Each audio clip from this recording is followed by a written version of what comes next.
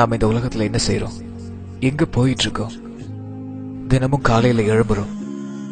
அந்த நாள் நம்மள வரவேற்குது. ஏன் எதுக்கு என்ற எந்த கேள்விகளும் இல்லாம அப்படியே நம்ம தொடர்ச்சியா போயிட்டு இருக்கோம். உன்னால எவ்வளவு முடியுமோ அவ்வளவு சம்பாதிச்சுக்க. சோர்ந்து போயிடாத, களைச்சு போயிடாத. டிவியில எதையெல்லாம் பாக்குறியோ அதெல்லாம் அப்படியே செய்.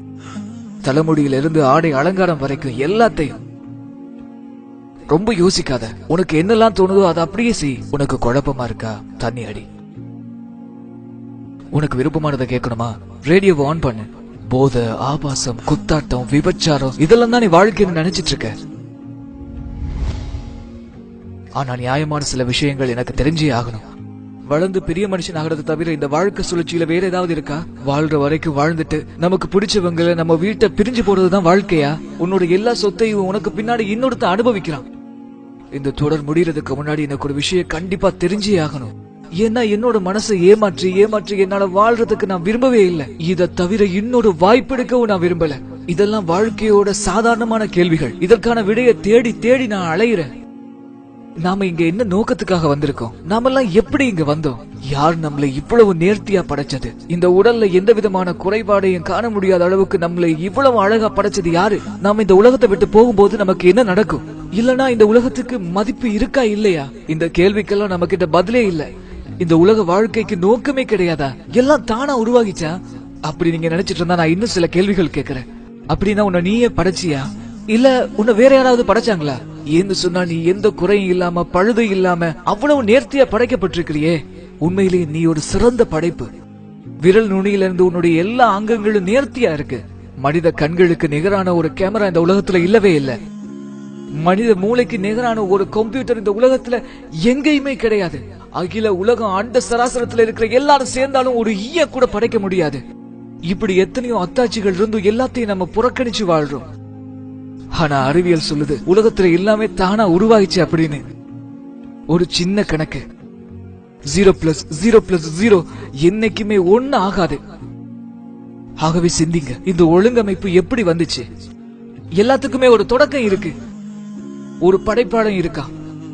ஏன் இந்த வீடியோ பாக்குறதுக்கு கூட இந்த வீடியோ யாராச்சும் அப்லோட் பண்ணிருக்கணும். பிக் பேங் தியரி எனக்கூடிய பெருவெடிப்பு கொள்கையை நாம நம்புறோம். ஆனா அந்த பெருவெடிப்பு கொள்கைக்கு காரணமானவன நாம நம்ப மறுக்கிறோம். அல்லாஹ் ஓர் ஆன்மாவில் இருந்து அனைத்தையும் படைத்தவன். அவன் தான் நித்திய ஜீவன், எஜமானன், ஆட்சியாளன், அனைத்தையுமே நிர்வகிப்பவன். அவனுடைய படைப்புகளை போல அவன் கிடையவே கிடையாது. அவன் கற்பனைகளுக்கு அற்பாற்பட்டவனா இருக்கான். மேலும் அவன் மனுஷன் கிடையாது. அவனுக்கு இணையா இந்த உலகத்துல எதுவுமே இல்ல. உன்னை புரிஞ்சுக்கங்க, அவனுக்கு நிகர் அவன் மட்டும்தான். மேலும் புரிஞ்சுக்கங்க, நம்மள அவன் அப்படியே விட்டுற மாட்டான். இந்த உலகத்தை பாக்குற போது எவ்வளவோ நேர்த்தியான படைப்புகளை நாம பாக்குறோம், ஆனா புறக்கணிச்சு வாழ்றோம். ஒவ்வொரு மெஷினுக்கும் அதனுடைய இயற்கை பொறிமுறைக்கு ஒரு புத்தகம் இருக்கிற மாதிரி நம்முடைய வாழ்க்கைக்கு ஒரு புத்தகம் இருக்கு. அது திருக்குர்ஆனும் இஸ்லாமும் தான். இது மட்டும்தான் சரியான தேர்வு. இங்க பாருங்க, லாஜிக்கா சொல்லணும்னு சொன்னா இறைவன் என்பவன் ஒரே ஒருத்தன் தான். இதுதான் இறைவனோட இலக்கணமா இருக்கும். எந்த விதமான முரண்பாடுமே இல்லாம ஒரு மறை. அறிவியலும் வரலாற்று ஆவணங்களும் மனித கருவை பற்றிய முழுமையான விவரங்களும் அடங்கிய ஒரு மறை. மனிதனை ஒரே ஒரு துளி இந்திரியத்திலிருந்து படைச்சதா அல்லாஹ் சொல்றான். நம்மளாம் ஏன் சிந்திக்காம இருக்கிறோம்? நமக்கெல்லாம் ஏன் இந்த சிந்தனை வரவே இல்லை? நம்மளாம் தானா உருவாகிறோம்னு சொல்லி நினைச்சிட்டு இருக்கோமா? உங்களை எல்லாம் ஒட்டி கொள்ளக்கூடிய அட்டை பூச்சியினுடைய உருவத்தை போல படைச்சோன்னு அல்லாஹ் சொல்றான். இதை சிந்திச்சு பார்க்கிறவங்க அதை ஏத்துக்கிறாங்க உண்மைன்னு சொல்லி இன்றைய விஞ்ஞான உலகம் அதை நம்புது. மேலும் பூமியில மலைகள் முளைகளாக ஊன்றப்பட்டிருப்பது பற்றியும், 2 கடல்கள் சங்கமிக்கும் ஆனா ஒன்றிணையாதுங்கிறத பற்றியும், மேலும் கோள்கள் தங்களுடைய நீள்வட்ட பாதைகள் தொடர்ந்து வலம் வருகின்றன. இரவு பகல் மாறி மாறி வருகிறது. விரிவடையும் பிரபஞ்சம், அதுல தோன்றக்கூடிய எல்லா உயிரினங்களும் நீரிலிருந்து படைக்கப்பட்டது.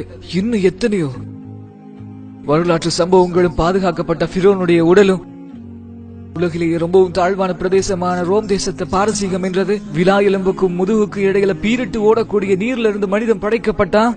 இப்படி எத்தனையோ விஷயங்கள் ஒரு வார்த்தை கூட மாறாம அப்படியே இன்னைக்கு நம்ம கண் முன்னாலே இருக்கக்கூடிய வேதம் குர்ஆன் மட்டும்தான். தயவு செஞ்சு எனக்கு விளக்க சொல்லுங்க. 1400 வருஷங்களுக்கு முன்னாடி இந்த உண்மையை ஒரு சாதாரண மனுஷனால சொல்ல முடியுமா? அதுவும் எழுத படிக்க தெரியாத ஒரு மனிதரால எப்படி இந்த விஷயங்களை எல்லாம் சொல்ல முடியும்? இறைவனுடைய வானவர் சொன்னதை அவர் அப்படியே மனிதர்களுக்கு சொன்னார். இதுதான் உண்மை.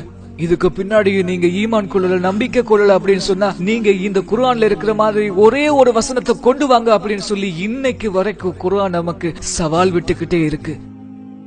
நாமெல்லாம் இறைவனை கேளிக்கை ஆக்கிட்டோம். அவன் தந்த வேதத்தை நகைச்சுவையா, நகைக்கப்படக்கூடியதா, ஏன் சொல்ல போனா நாம காமெடி ஆக்கிட்டோம். நாமெல்லாம் எப்படி வாழ்றோம்? நம்முடைய மனசு என்ன சொல்லுதோ அதை கேட்டுக்கிட்டு நம்ம மனோ இச்சை பிரகாரம் நம்ம வாழ்ந்துகிட்டு இருக்கோம். இதுதான் உண்மையான வாழ்க்கையா இருக்க முடியுமா? இந்த உலக வாழ்க்கை தான் நிரந்தரமானது அப்படின்னு சொல்லி நம்ம நம்பி வாழ்ந்துட்டு இருக்கோம். நாம எல்லாம் வாழ்றோம், இறக்குறோம், பின்னால மண்ணோட மண்ணா மக்கி போறோம். ஒரே ஒரு சின்ன திருத்தம், புற்பூண்டுகள் கூட செத்து அழிஞ்சதுக்கு பின்னாடி மழை பெஞ்சா அது மறுபடியும் உயிர் தெழும். அல்லாஹ் சொல்றான், நீங்க இறந்ததுக்கு பின்னாடியும் உங்களுடைய விரல்களுடைய நுனிகளை கூட நாங்க திருப்பியும் மறுபடியும் நேர்த்தியா கொடுப்போம் அப்படின்னு. எதுவும் அவனுடைய பார்வையிலிருந்து மறைஞ்சிட முடியாத மகத்தான அந்த இறைவனுக்கு மிக அருகாமையில நாம எல்லாரும் இருக்கிறோம். அவன் மிக அருகில இருந்து நம்மள கண்காணிச்சிட்டு இருக்கான். அதை மறந்துடாதீங்க. மேலும் இதையே நீங்க மறந்துடாதீங்க, நம்முடைய சொத்து, செல்வம், ஆரோக்கியம், குழந்தைகள் எல்லாவற்றை கொண்டு நாம சோதிக்கப்படுவோம். எல்லாம் நமக்கு வசப்படுத்தி தரப்பட்டிருக்கிறதையும் நீங்க நினைச்சு பாருங்க. நம்முடைய செயல்களுடைய ஏடுகள் நாளைக்கு நாம மறைஞ்சதுக்கு அப்புறம் நம்முடைய கைகள்ல கொடுக்கப்படும் அப்படிங்கறத மறந்துடாதீங்க. நாளை மறுமையில நாம யாரையும் குறை சொல்ல முடியாது. நம்முடைய கணக்குகளுக்கு, நம்முடைய செயல்பாடுகளுக்கு நாம மட்டும்தான் பொறுப்புதாரி. அல்லாஹ் கேட்கிறா, என்னிடம் திரும்பி வரமாட்டேன் என்று சொல்லி நினைத்துக் கொண்டிருக்கிறாயா? என்ன புரிந்து கொள்றதுக்காக ஒரு நீண்ட வாழ்க்கை உனக்கு தரப்பட்டதே. ஆனா நிலையற்ற இந்த உலக வாழ்க்கையில நீ ரொம்ப மகிழ்ச்சியா இருந்த. ஆகவே வாசி வாசி, உண்மையை சொல்ற குர்ஆன ஒரு தடவையாச்சும் முழுமையா வாசி வாசி. நம்பிக்கை கொண்டவங்களுக்கு அதுதான் நற்செய்தி. நிராகரித்தால் வாசி.